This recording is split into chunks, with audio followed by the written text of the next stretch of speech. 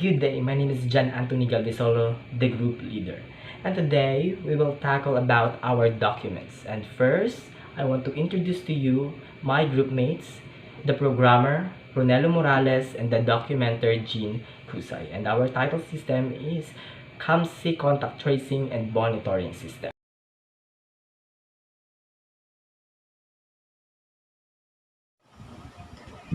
Background of the study.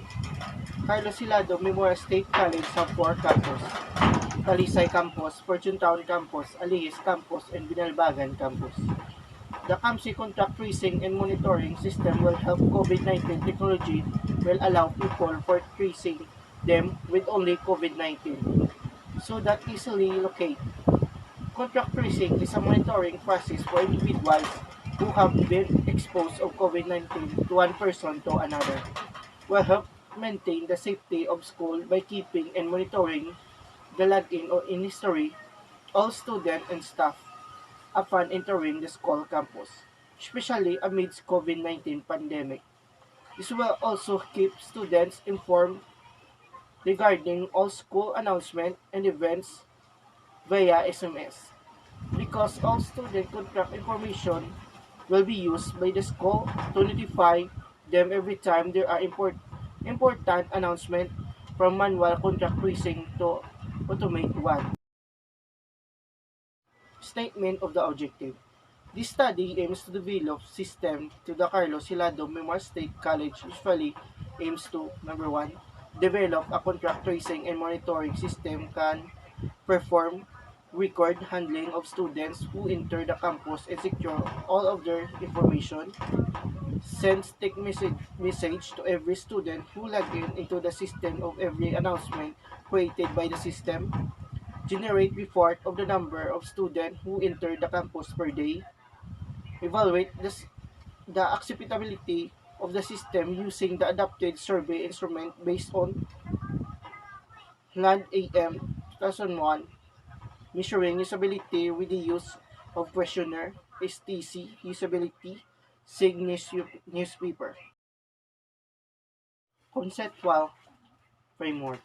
The conceptual framework of the system shows and indicates the flow of the system and helps the user and all the readers understand how it will be processed or function.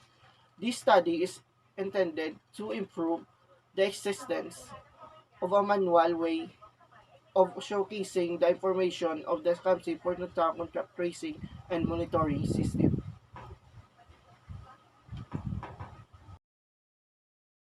Scope and delimitation of the study. The study of the system is limited only for the development of CAMSI contact tracing and monitoring system for Carlos Hilado Memorial State College, and to improve its manual operation for contact tracing and entry of the student campus. The scope is all about the feature of the system, and the eliminations are features thus is not included in the proponent's system. Significance of the study. The significance of the study will have a great impact on Carlos Hilado Memorial State College, students, guards, and future researchers. The benefit will be discussed further below. College. The system assured the college to have an easy access to the information of the students who log in the system, into the system. This system assured that the records are well restored since hard copy has the possibility that it could be lost or misplaced. Student. The system will keep their records that they won't need to fill in the same information at the guardhouse before they enter the campus. They will be notified for a new announcement because the system has an option to send messages. Guards. They don't need to keep records on the forms of the student who enter the campus since the system has the ability to restore such information. They will also using less logbooks and forms. Future researchers. The system may be a basis for researchers who might come up with the same idea of CAMSI contact tracing and monitoring system, and it will use it for the basis for their study. Our local studies, contact tracing in the Philippines, stay safe, COVID kaya. Foreign studies, international research shows contact tracing apps are effective. Digital technology application for contact tracing, digital contact tracing during the COVID-19 pandemic, and analysis of newspaper coverage in Germany, Australia, and Switzerland. Related system table. Okay, now let's go to the chapter 3, the planning phase. A prototyping model starts with the requirements analysis. In this phase, the requirements of the system are defined in the details of Carlos Hilado Memorial State College contact tracing process as per memorandum mandate by the Interagency Task Force of COVID-19.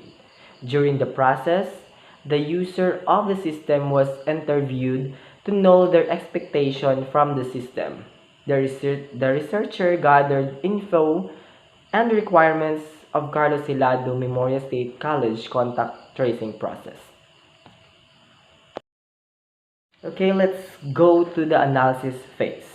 In this phase, the proponent gathered ideas and spent a lot of time in visualizing design before drawing on bond paper and putting the design into code.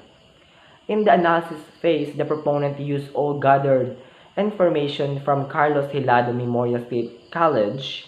Through gathering information, the proponent figures out a solution to their manual system and enable this process introduce CHMSC contact tracing and monitoring system.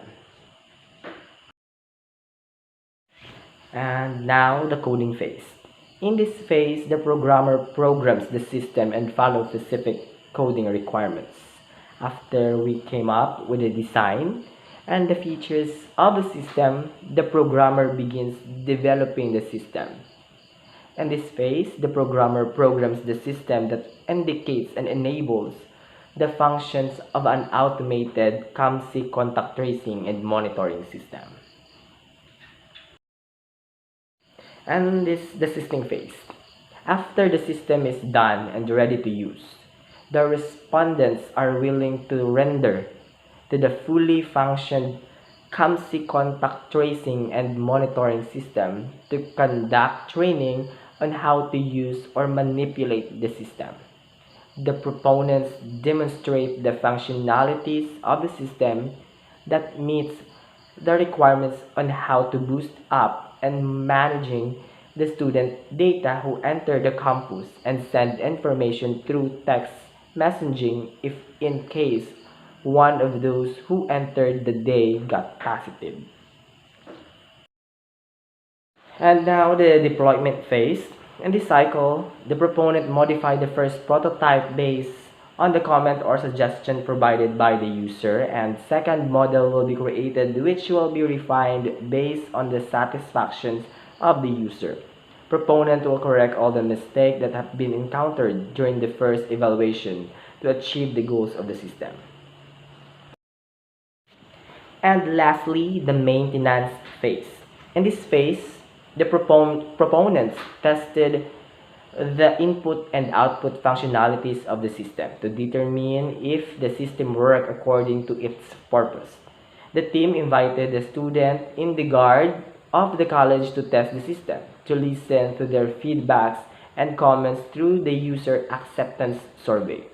The deployment system named CHMSC contact tracing and monitoring system will undergo user acceptance testing by the user of the system.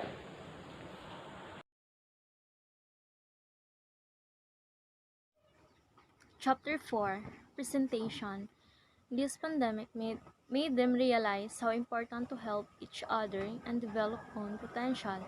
As a researcher from the course that they are taking are able to develop system wherein it can be beneficial to the student where system takes place. Through this pandemic, we're able to develop the system through online because nowadays everything happens in online system. They come up this idea since students are obliged to stay at home and observe proper protocols.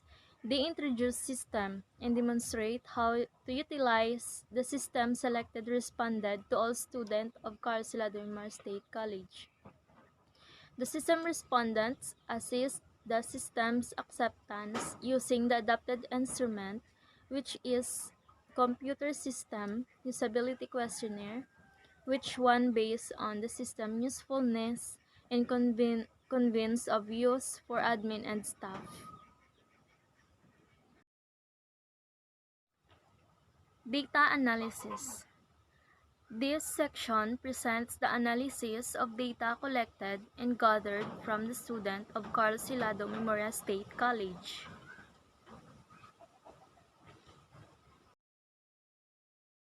Participant of the studies. The respondents of the system selected from among 10 people around of Carl Silado Memorial State College. The respondent rules is to rate the system. It means they are the ones who are most likely to use it, as the study was about people of Carlos Silado Memorial State College who suspected of COVID-19.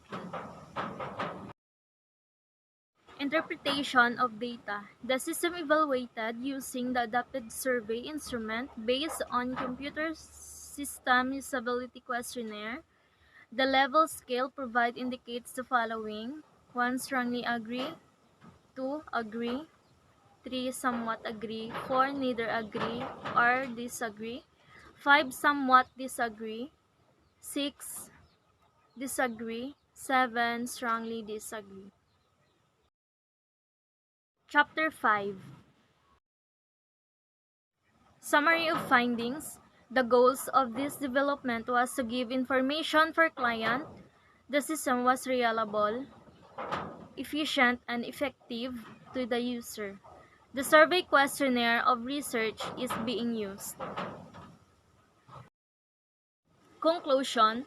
As a consequence of the acquired data and the results of the analysis, the proponent concluded that the system usability can perform operationally, and the proponent strongly advised respondents to adopt this project. Students can quickly log in with their QR code, and the guard can check how many clients are registered at Carl Silado Memorial State College. Guard can determine whether their QR code is valid or not. The system's usability and user interface are both recognized as user-friendly. Next, recommendations. The following are suggested by on the findings conclusion of the study. It is recommended that the system will also be used in school of Carl Silado Memorial State College. It is recommended that the archiving of record will be added to the system. It is recommended to put the QR scanner application directly to the system.